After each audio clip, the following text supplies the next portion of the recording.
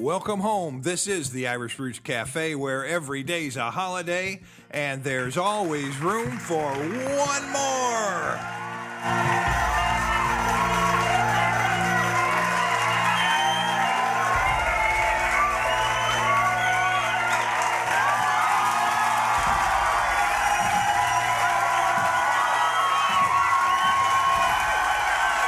Come right this way, have a seat with me today in the corner booth celebrating our 98th week.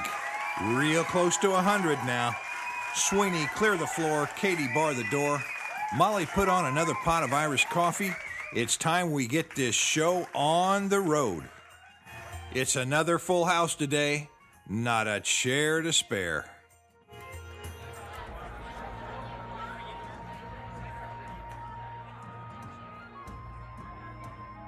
I'm Mike OLaughlin, your host. You can reach me on my webpage at irishroots.com and check out the written show notes on the blog. I have a lot of links there that relate to today's show, and all you have to do is click on them and you're there. And if you're listening and watching to the enhanced version of this podcast, I'll have some links that you can click right there while you're listening to this podcast episode that'll take you to some interesting places. And remember, you can phone 816-256-3360 to leave your comments on my recorder. Try it, you'll like it. Among today's topics, Culligan is the name of the day, searching for Broderick, Kinney, and Joyce, the Book of Irish Families is the book of the month, the Irish birth rate, the Cliffs of Moher entry into a world contest, search for Mulholland's International Dance Team, County Clare Tithe Allotment webpage, County Limerick is the county of the month, and Project Kelvin Cable and the Irish on Facebook. We've got a load full today, folks. Hey, remember, you can get all 5 of our broadcast feeds online on iTunes or from our webpage or from that blog. Just go to that blog and click, and you'll get it right away. Just look for the Irish Roots Cafe and click on one of those arrows, and it'll take you there on iTunes, and we've got a listing there. It'll say Irish Roots Cafe or podcast, and just click on that, and you'll get right to it. And we're going to be talking a little bit about the Culligan family today, but now we're going to have a few notes.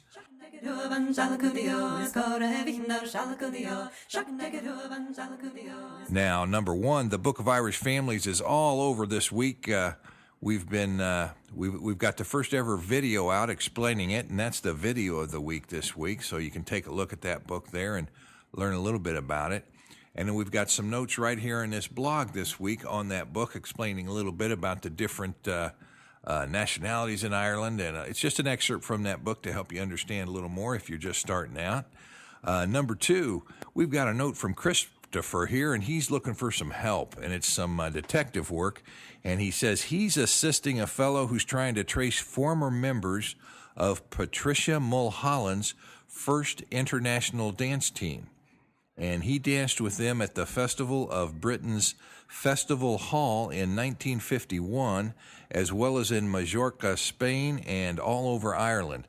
So this is a special shout out to the folks in those areas of the world. You might be able to help. I'll have the names of those folks in a minute. And he tells us that Patricia died in 1992, and one of the guys who danced in the team in 1951, Norman Manternahan, or known as Norman Maine, he's thought he was one of the only 2 dancers in the world who learned the triple reel from Patricia, and he died in April of this year, so it's really coming down, isn't it? It's narrowing down, and these are the members of the team that the fellow's looking for, the fellow that he's assisting, he's trying to contact. So if you know of these folks, or I guess even if you're a descendant, a child or a grandchild, you might want to get a hold. And here are the folks that were in that dance team back there in the 50s. Rona White, Trixie Coogan, Patricia King, Dorcas Hines, and Brian Lilly. And he says to please contact him, but you send a note to me at the cafe, and I'll get a hold of him for you. And he says he's looking for any leads on those dancers or any members of Patricia's team. And he wishes everybody a peaceful and prosperous New Year. Number 3, finally arrived in New Zealand. I just had to pass this one on. Normally, when we ship out a book here, it gets there 3-7 days, sometimes 10, and we ship by priority mail overseas, so that keeps things nice and prompt. But maybe once a year, once every 2 years, something gets messed up in the post office, either here or overseas, and it takes a little while. So we'd like to thank Martin Rogers for his patience. He just sent me an email, and he said, boy, the book finally arrived today. It took 55 days to reach him via priority mail. And he says, I would hate to think how long it would have taken by ordinary mail. Well, that's that's a question for the ages, Martin. We salute the postal workers of America because we depend on them for a living, so to speak. But 3 cheers for New Zealand, and I'm glad you got that package okay. Number 4, we've got a note here, and it says, oh, yes, there's a new Irish Dance podcast out there. That's on iTunes, and you can go to Irish Dance Podcast and pick it up. It looks like it's fairly new. It might be interesting, and they say, this is it. The Irish Dance Podcast is up and going live on January 1st. I checked, and there are an episode or 2 up, so get on over there and take a look if you're interested in the Irish dance. Number 5, we've got a letter, and it says, I have a question concerning information on an LDS birth record. I think I found my paternal grandfather, William Levi's, October 18, 1874, Drisbane, Cork, Ireland. His father is listed as Samuel Lewis, but it must be Levis, Levis. I don't know why it says it must be, but he says it must be. And his mother is Ellen McCarthy. Now, she asks, is there such a place as Drisbane, and is this a parish in Cork? She wants to send for his birth certificate, but does not want to put the wrong information on the request. And thanks for that note, Bonnie. That was from Bonnie Vaughn. I don't know about Drisbane. I know there's a Drishane, Drishane, and an H instead of a B would be the only difference in those two names. You might take a look at that place name website we had on last week's podcast, and we've also got, in the member areas here, we've got a place name search available to check it out, so you can take a look. And I know there is a Drishane in Cork, and I think it's also a modern parish, so it could be Drishane, or there might be a Drisbane. Why don't somebody over there in Cork give me a holler? I haven't had time to actually look it up, but that was all I knew right offhand. And lastly, number 6, with all the Irish folks that are going on Facebook, we'll talk about that in a little bit. You know, that might be another avenue of research, contacting some folks on Facebook who might be related from Ireland. Well, think about that, and we'll come back to it. Now let's talk a little bit about the Book of the Month. Well, today's Book of the Month is the Book of Irish Families, Great and Small, and as we've explained before, we'll have a link on the webpage to that book, and we'll have on this blog to this podcast, we're going to have quite a bit on it here too. We'll list a page or two from there talking about what kind of families are in it. And the Book of Irish Families is the master volume to the Irish Families Project. There's never been anything quite like it. It's a 34-volume set. The first 8 volumes or so are pretty thick and hardbound, and then the rest of them are smaller, and they focus just on one county at a time. But it's really an interesting thing for a family researcher or somebody who's interested in surnames. And you can see a video description of that book on this week's video podcast. And here's just a little extract from the front of that book where I talk about what kind of families might be in Ireland that are called Irish now. Well, for starters, many Irish families actually came from England so long ago, far as back as, say, the 12th century at the time of the Norman invasions. And we've also got a list of the 50 top most numerous names from England in 1853. And for sure, you're going to find those names in Ireland over time. And those are names like Smith, Jones, Williams, and Taylor. Now, we've got almost the same situation with Scotland. It's so close to Ireland. And you've got all kinds of Scottish that have come to Ireland and back and forth, and the bloodline's been intermixed. So there's going to be plenty of Scots names in that book, and those are names, of course, like MacDonald and Brown and Thompson and Robertson. Now, what about names from the German Palatinate? Well, they came to Ireland in the 18th century from the Palatinate of the Rhine, and gosh, at one point they had about 7,000 came to England, and many went on to Limerick, Ireland, and on to America. These are names like Bowen and Baker and Delmage and Piper. Then, of course, we've got the Danish or the Viking families, and they had colonies in Ireland for centuries, centered mainly in Dublin and Meath and Wexford, Waterford, Cork, and Limerick. And, of course, they always focused on the coast because that's where their ships were, and I guess you could make a quick getaway there if somebody got on you. But that has been happening at least from the 8th century on, and, of course, a little bit before that, too. And Viking names, they think, include Beatty and Coppinger and Palmer and Plunkett and Skiddy.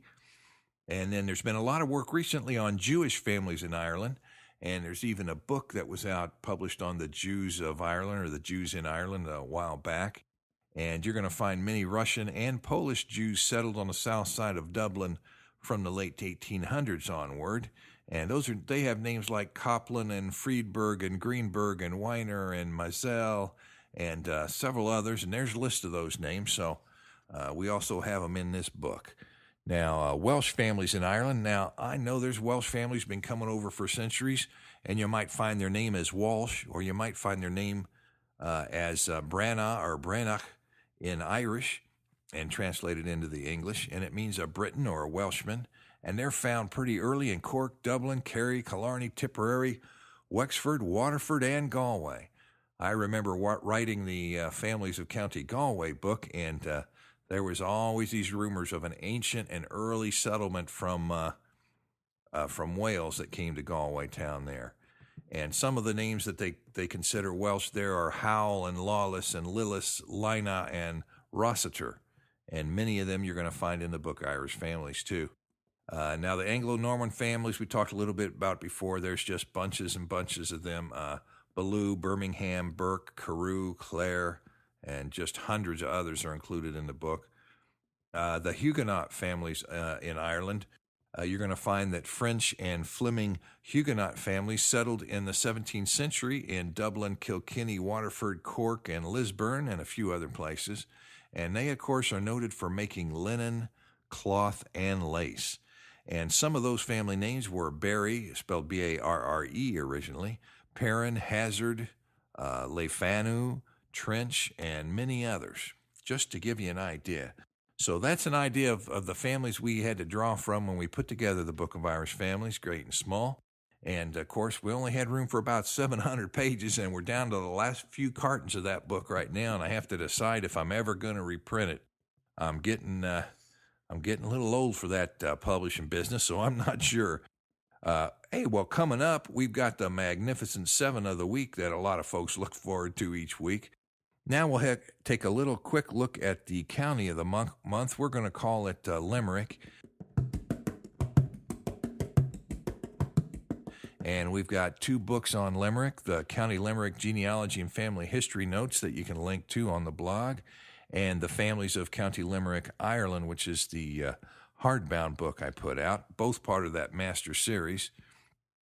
And let's just take a quick look today at some of the names that were in Limerick on the map of the Four Masters, the Annals of Ireland by the Four Masters. And you're going to find names like Brown and Burke and, Fitzgerald as an earl and Fitzgerald as a knight and Fitzgerald as a lord, put in 3 separate locations, it looks like. And Fitzharris and Gunning and Lacey, Bilry, of course, O'Brien the Lord and O'Brien the Prince, and O'Casey and Clerkin. Gosh, there's at least 40 more here, it looks like, and I won't read them all out, but I did put every one of those names on the blog so you can see if you're a Limerick family or what families might have surrounded your family if they came from Limerick. That's often a clue in research. You see who's living around them and might point you to a county. Some of those other names were Kerwick and McKessie and Maroney, Scanlon, and even Sheehan was a chief there. So, along with White and Wolfe and Troy and Sarsfield. So that's a mouthful, but that's what we're showing on the map of the Four Masters if you're interested. It's just another little research tool for County Limerick. Hey, and coming up, we're having a little bit of discussion about the Irish using Facebook and why that might be important. And now we're coming to today's Magnificent Seven.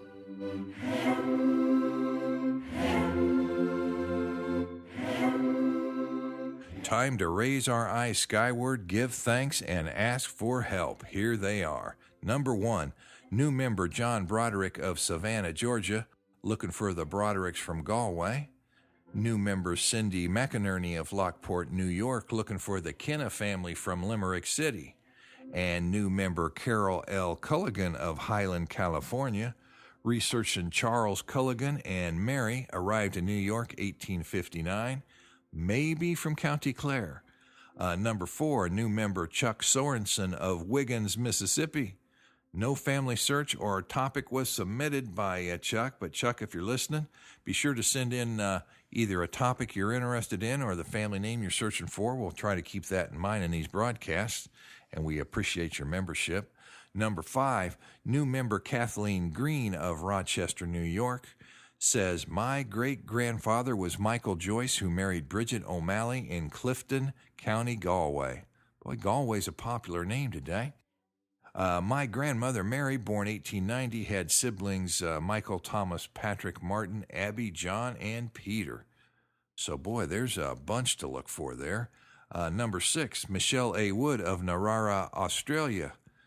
She's got to be our customer of the week. Your birth index, your Book of Irish Families, and families of County Dublin, Ireland has shipped. Number 7, Christina Kerwin of Ontario, Canada. You didn't give us a search, but likely it's for the Kerwins of Galway, and both of your Galway books have shipped. That reminds me, thank you to all of our members. Without you out there, none of us would have these podcasts.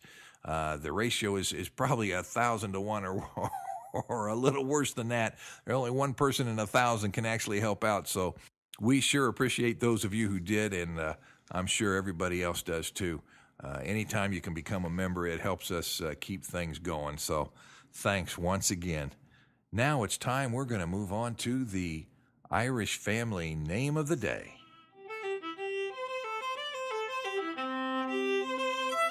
Well, the name of the day today is Culligan. And that's in honor of our member up there, Carol Culligan, who's one of the Magnificent Seven. And there's many related spellings of the name I've put on the blog. The name, you might find it sometimes listed with a Mac or O in front of it, or in front of some of the variant spellings like Mick Colgan or O'Colgan. That's where it's shortened to just Colgan. And, of course, those vowels can change. It can be an EN or an IN or an AN. And it can be Culligan, Collagan, and you could even put a Q at the beginning of that name and call it Killigan or Quilligan, and it's just another variant spelling. They're all listed on the blog, and they come from variant spelling groups number 303 and number 2145, and that's taken from the Master Guide to the Various Spellings of Irish Family Names. Now, just a little historical note on the name. It's traditionally linked most often with counties Clare and Limerick in Ireland, and it's found centered in Clare in the 19th century birth index to confirm that in fairly modern times. Now, if we took a look at the Irish Book of Arms, we don't find the Culligan name listed there, but that's okay. Many families are not listed with a coat of arms, and if we go and look at the Free Master Index search for Irish names on our webpage, free to everybody for any name, we typed in Culligan and we found 5 hits came up there. And one, of course, was the Birth Index of Ireland. Number 2 was the Families of County Limerick, Ireland. And number 3, they have Culligan of Moirala in Families of County Clare, Ireland. Number 4, J. Culligan in Irish Families on the California Trail. And O'Culligan is mentioned in the Annals of Ireland for the Four Masters, or by the Four Masters, so you know the name's official if it's in that book. Number 6, O'Culligan in County Clare, Ireland, Genealogy and Family History Notes. So it's in both of our County Clare books here. That's good to know. And it's also in Limerick, so that confirms traditional knowledge about the name. Well, now we're going to move on to the websites and videos of the week. Well, our first little spot here is going to be the County Clare Tithe Allotment books for County Clare, of course, but we highlighted the page that's for Culligan to Custy, names in that alphabetical order, in honor of our member of the day. And you can go right there on that County Clare website. The link's on the blog, or you can type in County Clare Library, and it'll come up too. Number 2, we've got the Hibernia Atlantic undersea cable, which connects Ireland and the U.S. We have a video of that selected, and that's on YouTube, and you can click the link on our blog. Number 3, the Book of Irish Families Great and Small video. That's going up today too, and that's on both iTunes and on our webpage, so you can take a look at it, and I've got a link on the blog. Well, now we're coming to the very last segment here, and we all know what that one is. It's Curious News and Notes.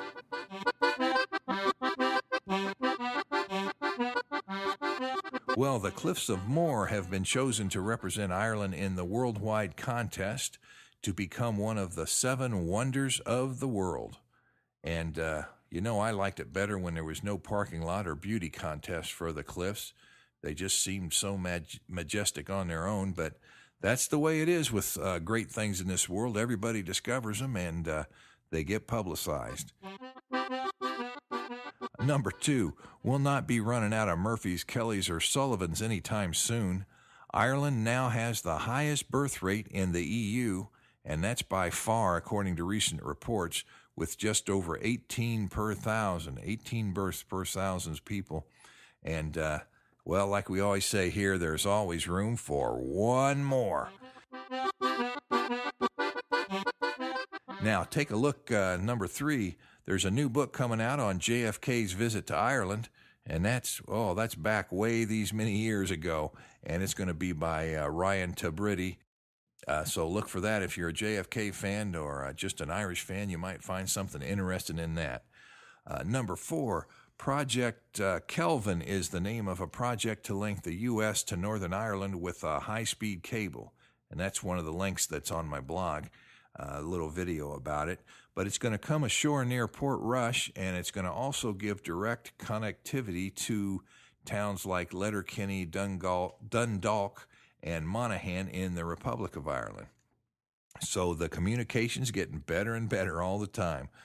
Number 5. The cooling trend in Ireland is expected to continue from the coldest December that they've had in some time, and now with a colder than normal January being predicted, they're supposed to have freezing temperatures and snow. British experts say that this will be one of the 5 coldest Januaries in history, and the folks that believe in global warming say that global cooling is proof of global warming. And, of course, the people that believe in global cooling say that global cooling is proof of global cooling. So I really don't know what to think. I'd have to stop and take a few courses in weather to make sense of it all. Let's move on now to the number 6th item, and that's Irish users on Facebook. And, they've doubled in the last 12 months, going from around 200,000 users to over 400,000 users. Now, I wouldn't want to give away a tip or anything, but if you're a family researcher and you're looking for some family in Ireland, you might just slowly and kindly contact some of these Irish folks on Facebook and see if they're related to your line or if they know of a family historian in the area that might help. 400,000 people, there's bound to be 5 or 10 of them that'd help. But remember to be polite. You don't want to hassle these people too much. We'd send 10 or 20,000 people over there asking them questions, and they don't understand quite what all the hubbub is about. Number 7, more on Irish baby names. I have been reporting on that for a couple times this year, and now a new survey coming out by the Irish Times newspaper. They give the top boy's name as James and the top girl's names as Grace and Anna. And that's just for those who announce births in the paper, not for the total birth rate at large, because I believe those names are different than some of the others we've had on these podcasts. So I guess it makes a difference just what you do as to how you name your children. Very interesting. Well, that's going to bring us to the end for today. Remember to send your comments by clicking the contact link on your webpage at irishroots.com, or send by mail to our American address, the Irish Roots Cafe, Box 7575, Kansas City, Missouri, 64116. Leave your message or report on things in your part of the world when you call my phone recorder at 816-256-3360, or Skype me at Irish Roots Cafe. Members foot the bill, so they get first priority, but we're open to all. And by the way, a big thank you to all of our members. And away.